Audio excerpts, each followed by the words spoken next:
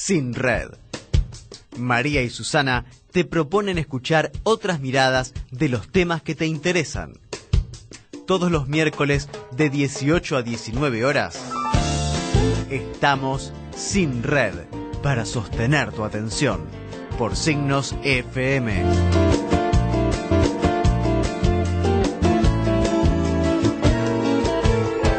Vamos a charlar un poquito con Martín Cosarini, la voz gremial que teníamos a veces en nuestros programas. Bueno, él está abocado a su lugar de trabajo, que es la imprenta recuperada gráfica Chilavert, y queremos conversar con él para ver cómo están las cosas en este momento en esta gráfica.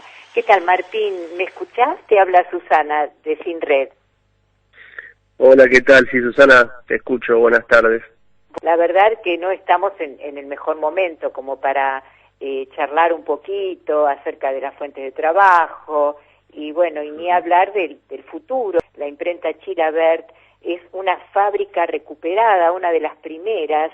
En octubre del 2002 eran 8 trabajadores que formaron una cooperativa en el ámbito de la ciudad de Buenos Aires porque quería ser vaciada por sus dueños y fue expropiada por los trabajadores.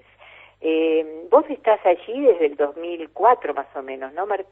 Sí, un poco antes también. Un poco antes, 2003, sí, bueno, o sea, casi sí, desde el sí, principio de la cooperativa. Después de 18 años como cooperativa, lograron organizarse, recuperarse de muchas épocas difíciles.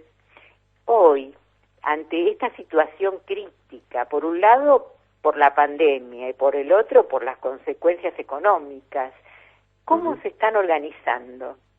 A lo largo de todo este tiempo, yo te diría, hemos sobrevivido, sí, como somos sobrevivientes, porque si bien uno puede identificar diferentes ciclos de gobierno, en algunos estuvimos mejor, en otros estuvimos peor, siempre es cuesta arriba el camino de la gestión por parte de los trabajadores, porque más allá de que uno hacia adentro de la fábrica se organiza con ciertos valores y principios que podríamos decir de solidaridad, de compañerismo, de democracia a la hora de tomar las decisiones, después afuera el mundo sigue siendo el mismo y es voraz.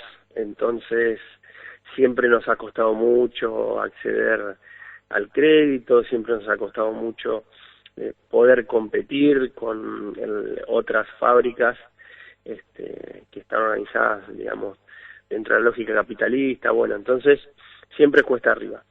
Y bueno, entramos a esta pandemia y a esta crisis sanitaria, política y social, ya con un golpe bastante duro, que fueron los 4 años del gobierno anterior, del gobierno de Macri, que prácticamente nos había dado una estocada de muerte porque con el costo fijo multiplicado enormemente, la tarifa de luz, que es la fuerza motriz, bueno, un montón de cosas que se fueron por las nubes y que eso no estuvo acompañado de un incremento en la producción, es decir, que no es que había más trabajo, que la economía crecía, entonces en el marco de un ajuste terrible. Ustedes llegaron a estas instancias, sí, digamos, en la peor de las situaciones, o sea, ustedes ya venían debilitados desde los últimos años.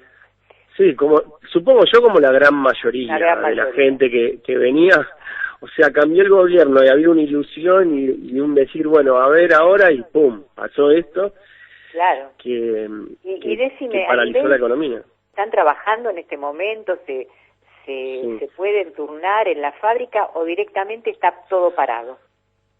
No, nosotros desde un principio estuvimos dentro de las excepciones, o sea, como trabajo esencial, porque la imprenta abastece a la industria farmacéutica y de laboratorio. Por ejemplo, nosotros solemos imprimir prospectos que van dentro de los medicamentos, etcétera. Entonces, teníamos un marco como para llegar hasta el taller y trabajar. Pero eso no resolvió mucho, porque el problema más grave, más allá de circular y de respetar la cuarentena, es el parate en la economía. Que, claro, no tienen ventas, lógico. Claro, podíamos ir al taller, pero bajó. Si antes había poco laburo, ahora bajó tremendamente. Entonces, claro. ¿Y tienen algún protocolo para cuidarse en estos días?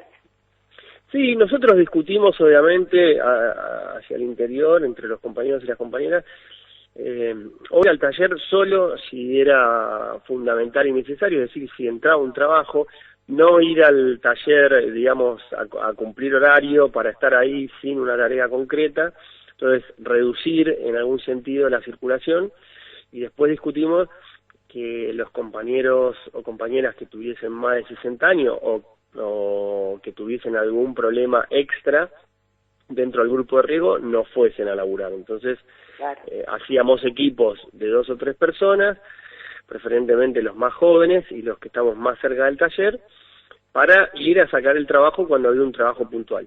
Ahora, qué increíble cómo se nota el trabajar sin patrón, ¿no? Qué diferencia, cómo pueden ponerse de acuerdo, cómo se habla todo, se pone sobre la mesa, se analiza. Ustedes no están recibiendo una orden fría y estricta desde arriba. O sea, yo creo que por ahí lo que se contrasta es que uno ve un montón de irregularidades en la mayoría de las empresas, en el sentido que no garantizan las condiciones mínimas de seguridad y salubridad para sus trabajadores. Es todo a cuentagotas y bueno, en cambio la lógica nuestra al revés, en el sentido de que, bueno, la salud primero. Claro, si no se cuidan ustedes a nivel personal, ¿no? Vos sos una persona joven y además comprometido con la realidad social desde hace mucho tiempo. ¿Cómo ves el comportamiento de los argentinos en general como pueblo y por otro lado el comportamiento de sus gobernantes, ¿no? en esta pandemia?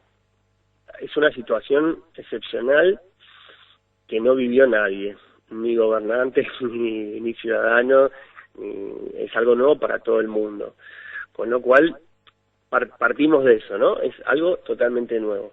Después, la gran mayoría de la gente entendió la importancia de quedarse en la casa como una medida para limitar el avance del virus. Que entiendo que cuando me preguntás cómo es el comportamiento, últimamente uno prendía la tele y la discusión era si el vecino salió, si tenía el permiso, bueno, y todo, una paranoia con eso.